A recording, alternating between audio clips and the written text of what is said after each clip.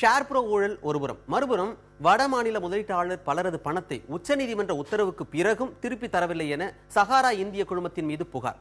இதனால்தான் சஹாரா குழுமத்தின் 83 சொத்துக்களை விற்பனை செய்து தேவையான பணத்தை திரட்டும்படி உச்சநீதிமன்றம் செபியை அனுமதித்திருக்கிறது. ஏற்கனவே சஹாரா குழுமம் சொத்துக்கள் இந்த வழக்கையொட்டி முடக்கப்பட்டுள்ளதால் சொத்து ஆவணங்கள் பலவும் செபி வசம்தான் இருக்கின்றன. எனவே சொத்து விற்பனைக்கான நடவடிக்கையை தொடங்க செபி கேட்டுக் கொள்ளப்பட்டுள்ளது.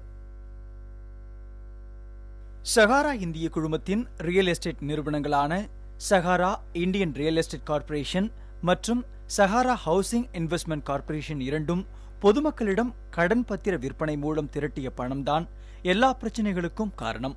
அந்த பணத்தை உரிய வட்டியோடு திருப்பித் தர வேண்டுமென செபி கூறிய அறிவுரைக்கு சஹாரா செவிசாய்க்கவில்லை.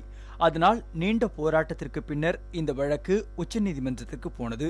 பிரச்சினை அங்கு முடிவுக்கு வராததால் சஹாரா குழும தலைவர் சுப்ரதா ராய் கடந்த 2 ஆண்டுகளில் சிறையில் கழித்து வருகிறார். இதில் தலைவிடி என்னவென்றால், சஹாராவின் சொத்துக்களை விற்க சுப்ரதா ராயும் மற்ற இயக்குநர்களும் முயன்றாலும் அதை வாங்க யாரும் முன்வராத நிலை தொடர்வதுதான். இதற்கு முன்னரே கூட அவருக்கு சொந்தமான சில சொத்துக்களை விற்பதற்கு அவர் சிறையில் இருந்தவாறே முயற்சிகள் எல்லாம் எடுப்பார். அதற்கான வசதிகள் எல்லாம் செய்து தரப்பட்டது. இப்பொழுது அதில் இல்லாத மற்ற பல சொத்துக்களையும் விற்பதற்கு அவங்க அனுமதி அளிக்கப்பட்டிருக்கிறது. இதன் மூலமாக இந்த பணம் யாருக்கு சொந்தமானதோ, எந்த முதலீட்டாளர்களுக்கு சொந்தமானதோ அவர்களுக்கு இந்த பணம் போய் சேருவதற்கு இப்பொழுது வழிவகை செய்யப்பட்டிருக்கிறது. இப்போது இறங்கி வந்திருக்கும் சஹாரா குழுமம் இந்த பிரச்சனையின் ஆரம்ப நாட்களிலேயே தங்கள் அணுகுமுறையை மாற்றிக் கொண்டிருந்ததால் சிக்கல்கள் அப்போதே தீர்ந்திருக்கும். ஆனால் என்ன காரணங்கள், சமாதானங்கள் சொல்ல முடியுமோ அத்தனையும் சொல்லப்பட்டன.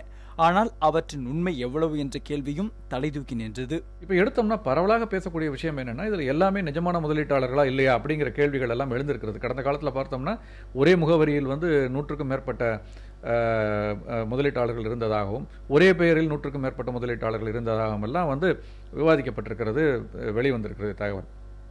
எனவே அதையெல்லாம் ஒதுக்கி வைத்துவிட்டு பார்க்கும்பொழுது நிச்சயமாக ஓரளவு ஜெனுவன் முதலீட்டாளர்கள், இன்வெஸ்டர்ஸ் அப்படிங்கிறவங்களும் ஓரளவு இதில் இருப்பார்கள். அவர்களுக்கெல்லாம் அவருடைய முதலீடு முறையாக போய் சேர்வதற்கான இப்பொழுது நிச்சயமாக வழிவகை செய்யப்பட்டிருக்கிறது.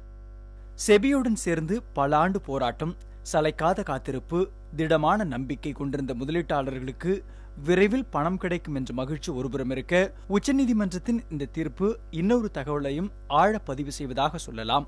இந்த மாதிரி நடவடிக்கைகள் பார்த்தீங்கன்னா, முதலீட்டாளர்களுக்கு தங்களுடைய பணம் அவ்வளவு சுலபமாக திருடப்பட மாட்டாது. அப்படி ஒருவேளை எடுக்கப்பட்டால் நிச்சயமாக அது நமக்கு திரும்ப கிடைக்கும் அப்படிங்கிற ஒரு திருப்தியையும் ஒரு உத்தரவாதத்தையும் மறைமுகமாக ஒரு நம்பிக்கையையும் அவர்களுடைய மனதில் விதைக்கிறது என்று சொல்லலாம்.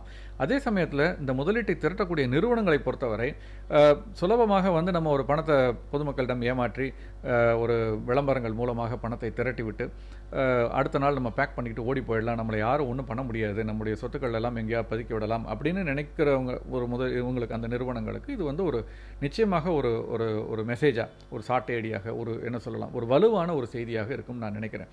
அவ்வளவு சுலபமாக இனி முதலீட்டாளர்களை ஏமாற்ற முடியாது. அப்படி சேர்க்கப்பட்ட சொத்துக்கள் பறிமுதல் செய்யப்படும், பறிமுதல் செய்து விற்கப்படும், விற்று மீண்டும் முதலீட்டாளர்களுக்கு அந்த பணம் போய் சேரும் என்ற செய்தியை இதன் மூலமாக சொல்வதாக நான் அறிகிறேன். கடந்த ஆண்டில் செபியின் அதிகார வீச்சு மேலும் வலுப்பட்டிருப்பதால் இதுபோன்ற நிறுவனங்களின் மீது இனி தீவிர நடவடிக்கை எடுக்க வாய்ப்பு அதிகரிக்கின்றன. இவை சிறு முதலீட்டாளர்களை அதிகம் ஈர்த்தால் அதுவே இந்திய அரசின் மிகப்பெரிய வெற்றி எனலாம். புதிய தலைமுறைக்காக வேல்சங்கர் உதவியுடன் சந்திரன்.